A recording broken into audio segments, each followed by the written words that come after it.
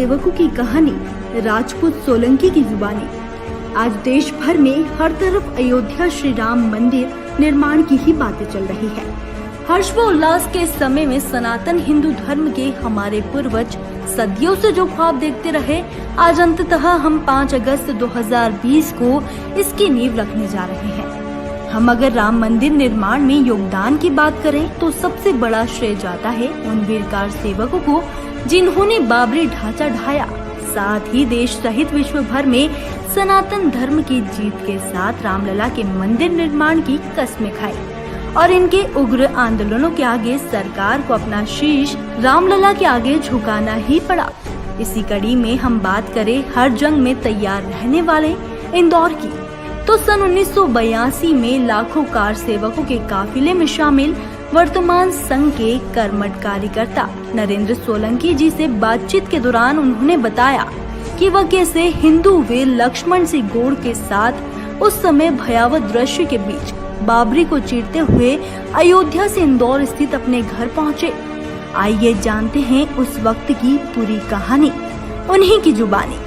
नमस्कार, मैं हूं कृष्णकांत। आज हम बात करने जा रहे हैं सन 1992 से रिलेटेड जो कार सेवक थे, और आज जो 5 अगस्त का दिन है, 5 अगस्त के दिन जो आज बड़ी सी हम लोगों ने उपाधि पाई है। हम लोगों ने आज देखा होगा प्रधानमंत्री नरेंद्र मोदी जी द्वारा हमारे अयोध्या में जो नींव रखी जा रही है श्री राम मंदिर की। श्री राम मंदिर की जीत में कार सेवकों का क्या योगदान था, और बात करें हमारे इंदौर की जो हर क्षेत्र में आगे रहता है, तो कार सेवकों के योगदान में इंदौर का क्या महत्व था। तो आइए हम बात करते हैं 1992 के सन में यहाँ से पहुंचे लाखों कार सेवकों में शामिल नरेंद्र सोलंकी जी से कि क्या हालात थे वहाँ के, क्या दृश्य था और क्या क्या चीजें वहाँ पे हुई थी, तब जाके आज हमने ये मुकाम पाया है। नरेंद्र जी, आज हमने जो देखा है कि पूरे देश सहित हमारे शहर के अंदर जो माहौल बना हुआ है, जिस तरह से लोग पटाखे जला रहे हैं, जिस तरह से लोगों ने अपने अपने घर पे अयोध्या से लेके बात करें हम इंदौर तक किया पूरे देश की भगवा ध्वज लगा रखे हैं। एक खुशी का, दिवाली से भी बहुत बड़ा चढ़ा माहौल। दिवाली तो शाम को लोग मनाते हैं, लेकिन यहाँ सुबह से शाम तक जो माहौल बना हुआ है कि लोग तैयारी कर रहे हैं, दीपक लगा रहे हैं, मतलब दीपक लोगों ने घरों में रख दिए, रंगोलियां बना दी। इतने बड़े माहौल में आप क्या कहना चाहेंगे उस वक्त के बारे में, जब यहाँ से आप बता रहे हैं कि आप गए थे कार सेवा के अंदर, और क्या क्या चीज़ें हुई थी, थोड़ा सा आप विस्तृत बताएं हमें। जय श्री राम भाई साहब। सर्वप्रथम तो मैं उन कार सेवकों को जिन्होंने अपना बलिदान दिए हैं उनको नमन करना चाहूँगा कि क्योंकि इस कार सेवा के अंदर अहम भूमिका उन्हीं लोगों की है। हम जीवित लौट के आए, ये हमारा सौभाग्य है, लेकिन जो इस दुनिया से चले गए, जिन्होंने अपना संपूर्ण आहुति दे डाली, तो सर्वप्रथम मैं उनको नमन करता हूं। और ये तो गर्व का दिन हुआ है, और ये शायद हमारी पीढ़ी भी देख ना पाती। आज 450-500 साल से जो विवाद चल रहा था, जो विवाद का निराकरण हुआ है, और आज जिस तरह से इस जो समस्या थी, पूरे वर्ल्ड की पूरी दुनिया इस चीज़ को देख रही थी, और ये मंदिर निर्माण का जो समय तय हुआ है, तो संपूर्ण भारत के लिए गौरव का क्षण है और एक खुशी का माहौल है कि आप स्वयं देख रहे हैं। और मैं तो कहना चाहूँगा कि आप स्वयं भी आतिशबाजी के लिए लेके आए होंगे, आतिशबाजी दीपावली उत्सव, महा उत्सव मनाने के लिए। क्योंकि आज देखा जाए तो आज राम जी को, जो वर्षों से एक तिरपाल के अंदर रह रहे हैं, हम एसी और पक्के मकानों में रह रहे हैं, वो तिरपाल में रह रहे हैं, आज वो अपने घर लौट रहे हैं, और उस घर पे जहाँ उनकी भूमि निर्माण का आज प्रथम चरण है। ऐसे 89 में प्रथम चरण तो पूर्ण हो चुका था जब हम भूमि पूजन कर चुके थे। क्या दृश्य था सर 89 का, थोड़ा बता पाएंगे अभी? 89 में तो मैं चूंकि बहुत छोटा था, सन 90 की बात है। 90 में भी मैं माननीय लक्ष्मण सिंह जी गोड़ के साथ उनके दस्ते में शामिल था। और 1992 उस आंदोलन में भी माननीय लक्ष्मण सिंह जी गोड़, स्वर्गीय लक्ष्मण सिंह जी गोड़ के, चूँकि वो एक कार सेवक के साथ साथ हिंदू नेता भी थे, मैं उनके साथ में, मेरा सौभाग्य है कि मेरे को उनके साथ जाने का मौका मिला। और वो वक्त तो एक अविस्मरणीय पल है कि जब हमने वहाँ पर जाकर इस आंदोलन की भूमिका, चूंकि काफ़ी समय से तैयार थी, और उसमें अपना सहयोग प्रदान करा। तो सर यहाँ से आप जब वहाँ गए थे तो मतलब कितने लोग इंदौर से भी गए थे कार सेवा के लिए, और किस माध्यम से गए थे, बस, ट्रेन, पैदल, किस तरह से वहाँ पहुँचे थे आप? क्या क्या विचारधाराएं एक दूसरे के मन में पनप रही थी? क्या मन में आप उत्साह लेके गए थे? क्या उमंग, किस नारे के साथ यहाँ से आप वहाँ गए थे? करें तो वो समय बहुत कठिन परिस्थितियों वाला था। वहाँ पर सरकार अंदर आने नहीं दे रही थी। कई किलोमीटर दूर हमें रोक ले जाता था। माननीय लक्ष्मण जी गौड़ के साथ में हमारे रविंद्र सिंह जी गौड़, रवि दादा, जितेंद्र सिंह जी, और चूंकि मैं छोटा था तो बहुत सारे सैकड़ों कार्यकर्ता जिनको मैं पहचान नहीं पाता हूँ। और कम उम्र के युवकों को ट्रेन से उतार लिया जाता था और वहीं से उनको रवाना कर दिया जाता था। 100-150 किलोमीटर हम पैदल चले। कई बार ऐसे पानी के अंदर इतना पानी भरा रहता था जहाँ पर हम अपने सरों पर जो कपड़े के थैले वो लेके चलते थे। बाहर ग्रामीणों जब दिन का समय होता था उसके पहले रात्रि में हमको कंडेल दिखा के एक स्थान पे, उचित स्थान पर हमको बिठा दिया जाता था। और पुराने टाइम पर गाड़ियों के अंदर, टंकी के अंदर एक टंकी में सब्जी और एक टंकी में पूरी आती थी। और वो गन्ने के खेतों में, चूंकि उस साइड में गन्ने के खेत ज़्यादा है तो वो गन्ने के खेतों में पत्ते काट के बिछा दिए जाते थे। जब दिन भर हम वहाँ पर बैठे रहते तो फिर हमारा एक जैसे अंधकार होता था, फिर हमें चलना होता था क्योंकि पुलिस से और उस वक्त प्रशासन से छुप छुप के जाना। ये 1990 की बात है। 1992 की बात करें, वही कार सेवा हुई थी और कार सेवा के अंदर हम उस वक्त भी ट्रेन से गए थे। पूरी ट्रेन भगवा में आई थी, जगह जगह रुकते हुए गए थे, स्वागत होता रहता था। और 1992 में हमें रोका गया था हनुमानगढ़ी के अंदर, जहां हमारा एक स्थान था हनुमानगढ़ी के अंदर। वहीं से कनक भवन का रोड निकलता है जहां पर जो सीधा जाता है कार सेवकपुरम के अंदर। ज़्यादा दूरी नहीं थी वहाँ पर।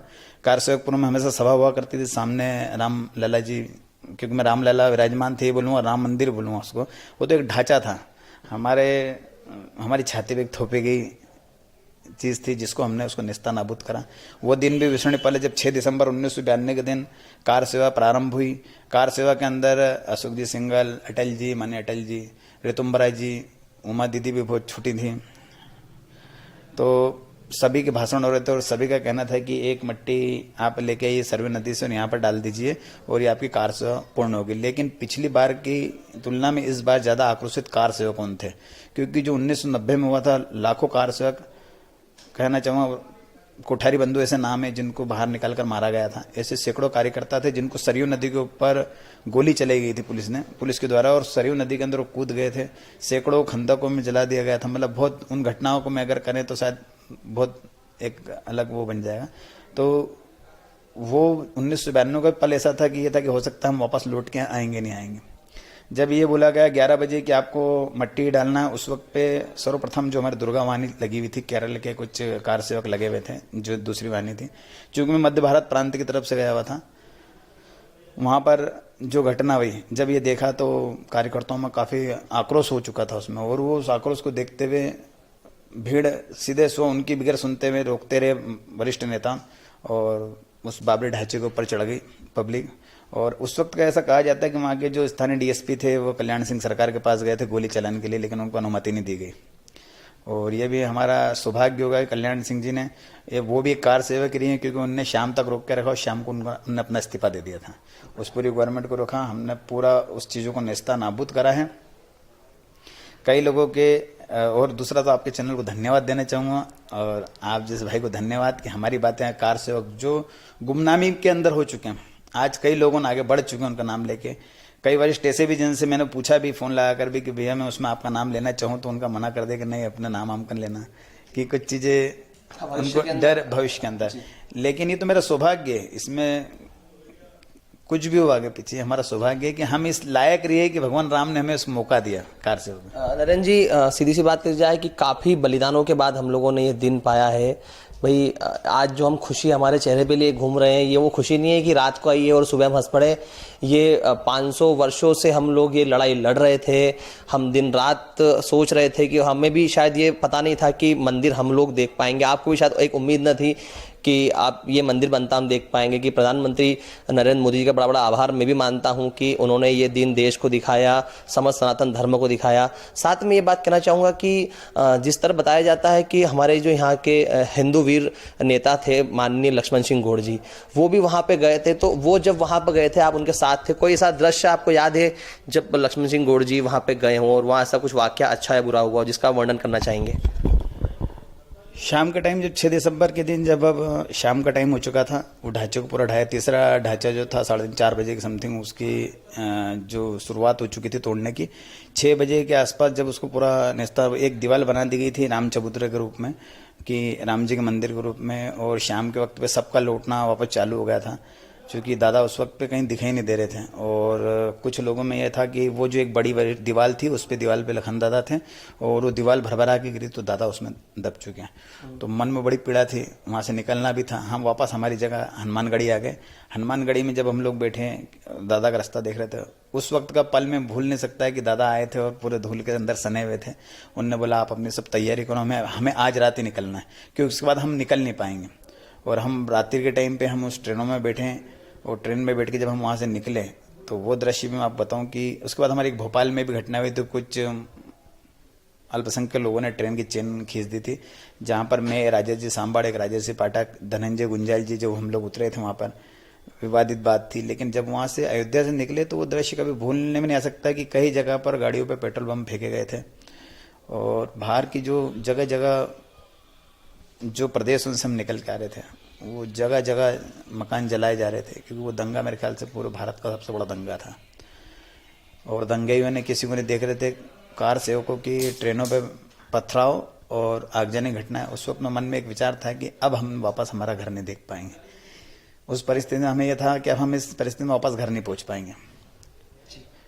और जिस तरह से हम यहाँ पर पहुंचे हैं, वो भगवान श्री राम का एक आशीर्वाद था।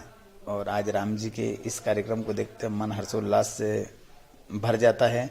माननीय मोदी जी को धन्यवाद देना चाहेंगे कि उनके कार्यकाल में और शायद उन्हीं के प्रयासों से आज इस राम मंदिर का निर्माण हो रहा है। और संपूर्ण भारत की जनता को, सनातन धर्म प्रेमियों को, आपके चैनल को धन्यवाद देना चाहूँगा कि हमारी बातें उन्हें आम जनता तक पहुँचेंगी।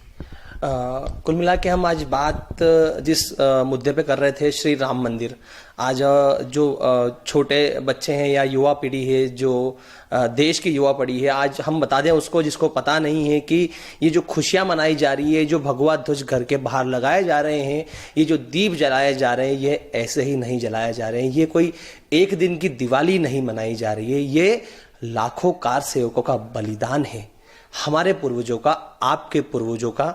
नरेंद्र जी सोलंकी जो हमारे साथ मौजूद हैं, ये स्वयं इन्होंने आपसे बताया कि किस तरह से ये अपनी जान पे खेलते हुए, शायद परिवार को उम्मीद भी नहीं होगी कि ये वापस आएंगे। हमारे हिंदू वीर, इंदौर के हिंदू वीर, हर बच्चा जिसको जानता है, माननीय श्री स्वर्गीय लक्ष्मण सिंह गौड़ जी स्वयं इनके साथ गए थे। बड़ा सौभाग्यशाली इंसान है ये, जिनके साथ लखन दादा वहाँ पे गए थे। और लखन दादा को मैं गया था, मैं सौभाग्यशाली हूँ कि मुझे लखन दादा के साथ जाने का मौका मिला।